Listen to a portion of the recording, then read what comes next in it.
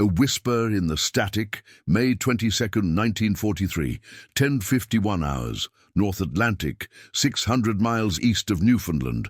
Lieutenant Commander Charles Chamberlain stands in the cramped Combat Information Center aboard USS Bogue, America's fourth escort carrier to cross the Atlantic.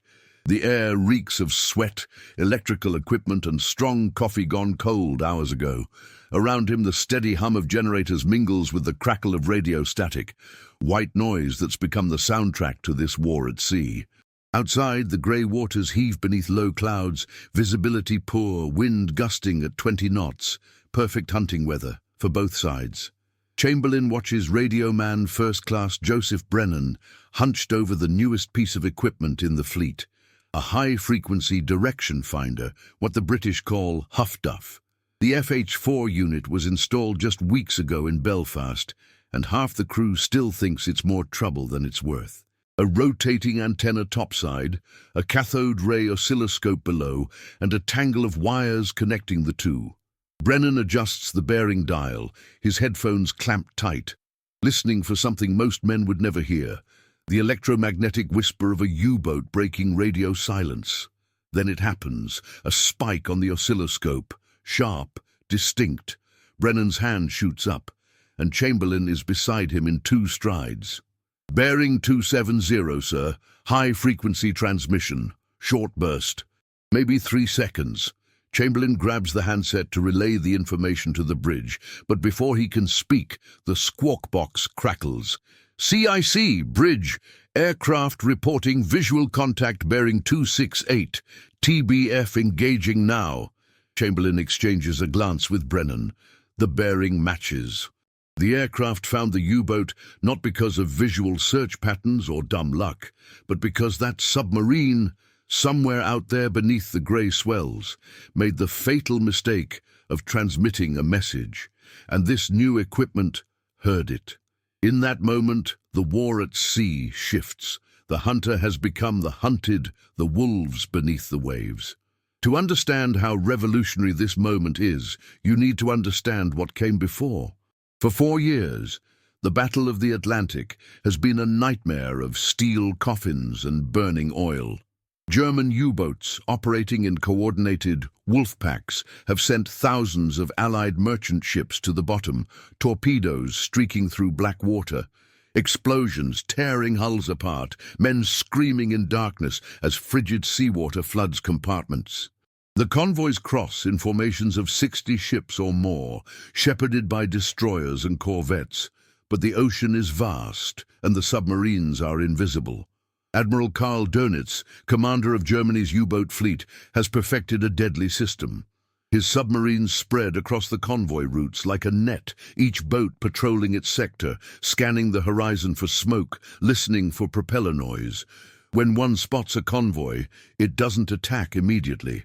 Instead, it radios headquarters. Position, course, speed, composition. Dönitz's operations room in Lorient, France, plots the information and vectors every available U-boat toward the target. Sometimes a dozen submarines, sometimes more, all converging on a single convoy. At night, they surface and race ahead on diesel engines, faster than the merchant ships, positioning themselves along the convoy's projected path. Then, when darkness is deepest, they strike. The tactic is devastatingly effective because it requires constant radio communication, and therein lies both its strength and eventually its fatal flaw. In 1941 and 1942, that flaw isn't yet apparent. The U-boats transmit their messages in short bursts, often lasting only seconds, encrypted with Enigma machines. Even if the Allies intercept the transmission, they can't decode it quickly enough to matter. And locating the source.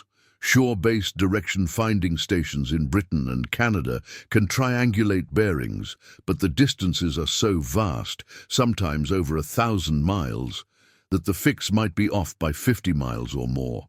By the time patrol aircraft arrive, the U-boat has submerged and vanished.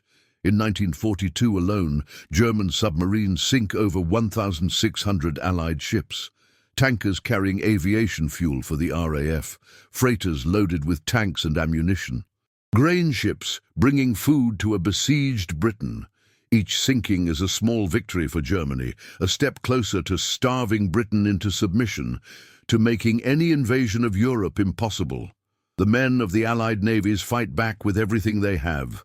Sonar to detect submerged submarines, depth charges to destroy them, radar to spot surfaced U-boats at night. But it's not enough.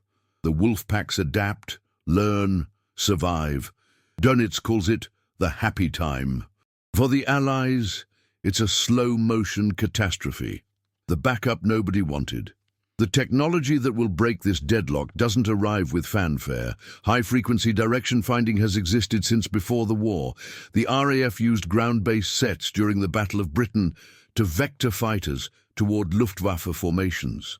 The concept is simple. Radio waves travel in straight lines, so if you can determine the direction a signal is coming from, you can find the transmitter. The Royal Navy, desperate for any advantage, begins installing HF-DF equipment on warships in late 1941. But not everyone is convinced it will work. In December 1941, HMCS Restigouche puts into Londonderry, Northern Ireland for repairs. Her captain, Lieutenant Commander D.W. Piers, hears about the new equipment and makes a decision that will save lives, acting on his own initiative against Royal Canadian Navy headquarters policy. He convinces a British officer to install an FH-3 set on his destroyer. It's a gamble. The rotating antenna topside is bulky, might interfere with other equipment, might even make the ship more visible to enemy radar. Some captains worry it's a waste of valuable deck space and electrical power. Others simply don't believe it will work in the chaotic environment of the North Atlantic. Storms, interference, hundreds of radio transmissions from convoy ships. The FH-3 is a beast of a machine.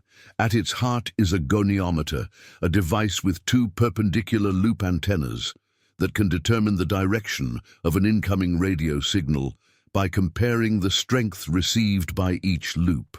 When a high-frequency transmission is detected, the operator rotates the antenna assembly until he finds the null point, the position where the signal is weakest, indicating the antenna is perpendicular to the source. The bearing is then read from a calibrated dial. In theory, it's elegant. In practice, aboard a rolling, pitching warship with electrical interference from engines and generators, it requires skill, patience, and nerves of steel. Through the winter of 1942 and into 1943, more ships receive the equipment. Some get the FH-3, others the improved FH-4. Slowly, grudgingly, the technology proves itself. A destroyer picks up a transmission bearing and alters course to investigate. 30 minutes later, its radar detects a surfaced U-boat and forces it to dive, disrupting its attack. A corvette triangulates a bearing with another escort ship. Combined, they pinpoint a submarine's location to within a few miles and call in aircraft. It's not sinking U-boats outright, not yet, but it's breaking up their coordinated attacks, forcing them to stay submerged longer, making them cautious. And caution in war can be as deadly as a depth charge. Listening to the enemy's voice. Understanding what HFDF does requires understanding what it hears. When a U-boat captain needs to communicate, reporting convoy sightings, receiving targeting orders, coordinating with other submarines, he surfaces, and his radio operator sends a burst transmission on high frequency, typically between 3 and 30 megahertz. These frequencies can travel hundreds or even thousands of miles by bouncing off the ionosphere. That's why Dönitz uses them. A submarine in the middle of the Atlantic can reach headquarters in France, but every transmission is a beacon. The moment that radio operator presses his key, electromagnetic waves radiate outward in all directions. Any ship equipped with an HF-DF receiver within range, sometimes over 100 miles, can detect those waves. The FH-3 and FH-4 sets are designed to react instantly, faster than a human can think.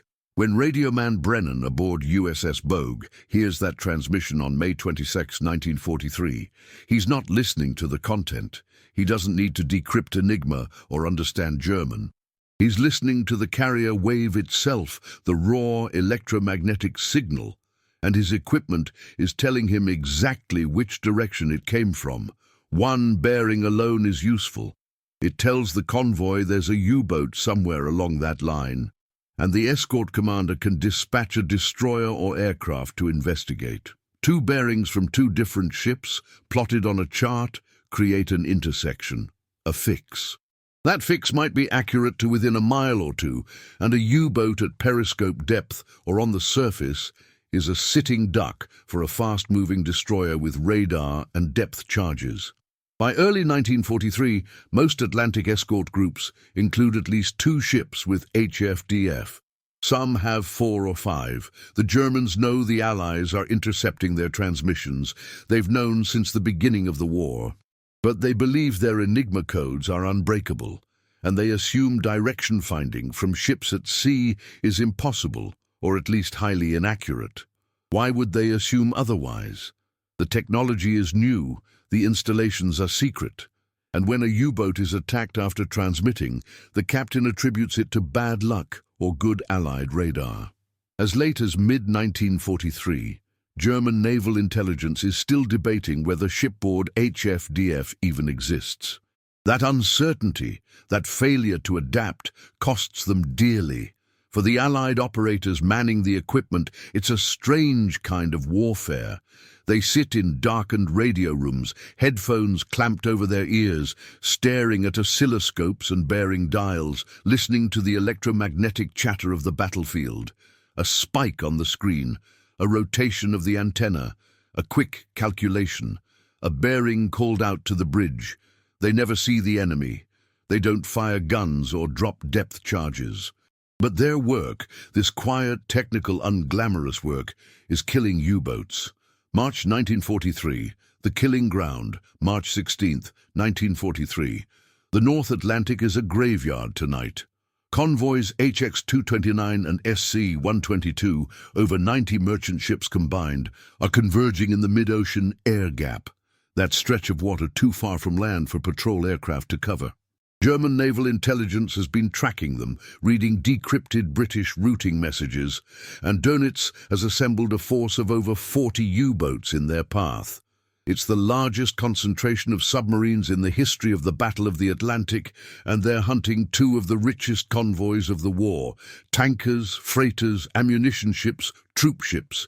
The escorts are outnumbered 5-1.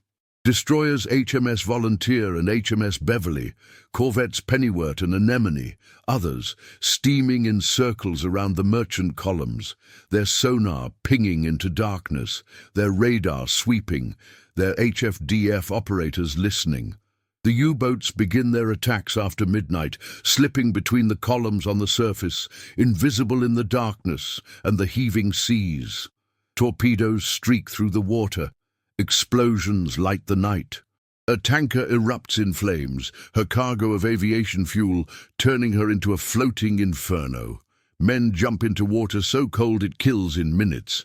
Another ship takes a torpedo amidships, her back broken, going down in less than 2 minutes. The HFDF sets are working overtime.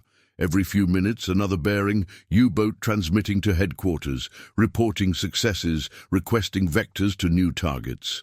The escort commanders plot the bearings on their charts and realize the awful truth.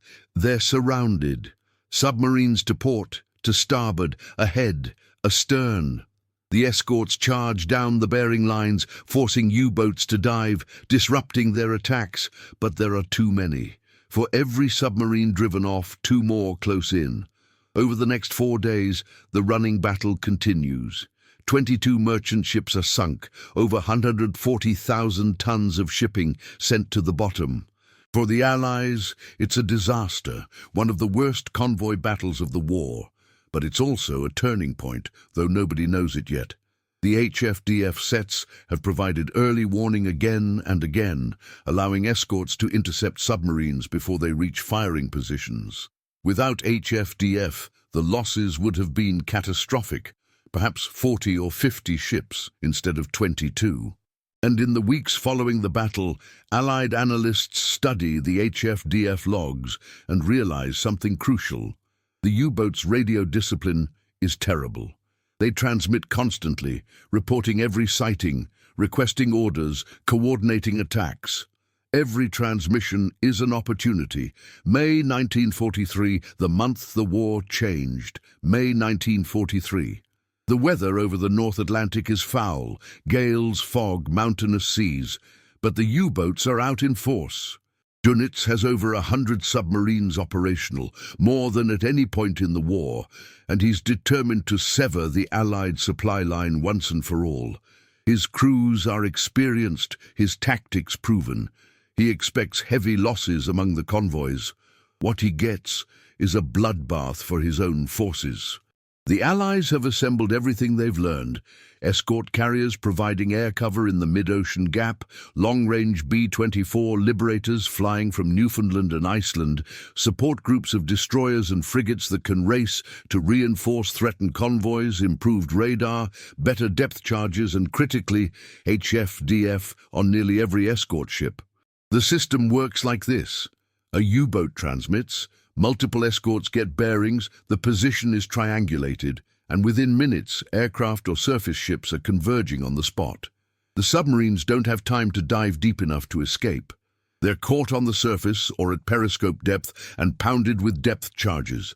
On May 22nd, USS Bogue's Avengers use HFDF to vector onto a submarine and attack. The next day, another. By the end of the month, escort carrier aircraft alone have sunk 7 U-boats and damaged a dozen more. Surface escorts, guided by HFDF bearings, account for another 15.